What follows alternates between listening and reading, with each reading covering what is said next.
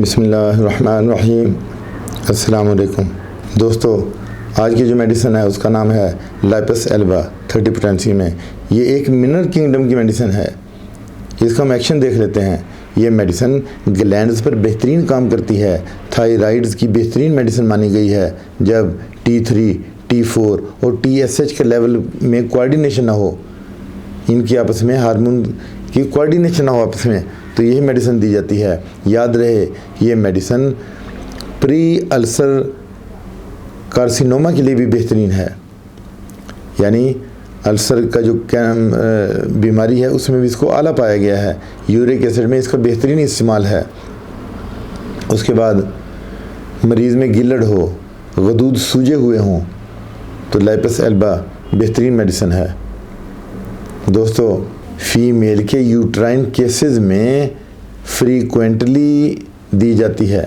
Female में cyst हों, फेब्राइड हों, ट्यूमर हों, कैंसर हो, तो यही मेडिसिन दी जाती है।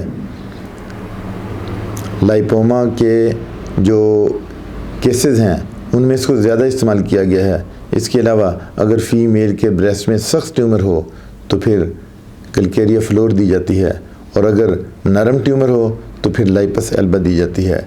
यानी अगर ट्यूमर दो किस्म के होते हैं, एक बिनाइन, एक कैंसरस। अगर सख्त ट्यूमर है तो फिर उसको नरम करने के लिए कैलकेरिया फ्लोर 6x में दी जाती हैं, टैबलेट्स नहीं है। और अगर ट्यूमर जो है वो नरम है तो फिर लाइपस एल्बा दी जाती है। मरीज़ा में सर्वाइकल केसों में भी इसको इस्तेमाल किया गया है, और आर्म पिट में गदूद स्वेल कर जाएं उसमें भी ये मेडिसिन बेहतरीन है। दोस्तों, फीमेल में ट्यूमर या गांठ का बन जाना, उसमें भी इस मेडिसिन को दिया जा सकता है। अब हम इसकी डोज देख लेते हैं कि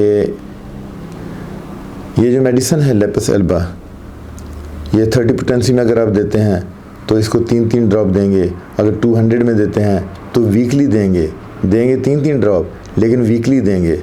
दिन में 2 से 4 मरतबा नहीं हम दे सकते अगर हाई पोटेंसी है।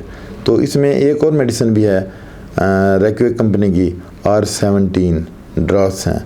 ये भी आप थोड़े से नीम गर्म पानी में 15 से 20 कतरे दे सकते हैं। बड़ी बेहतरीन मेडिसिन है ये ट्यूमर को डिज़ोल्व करने की।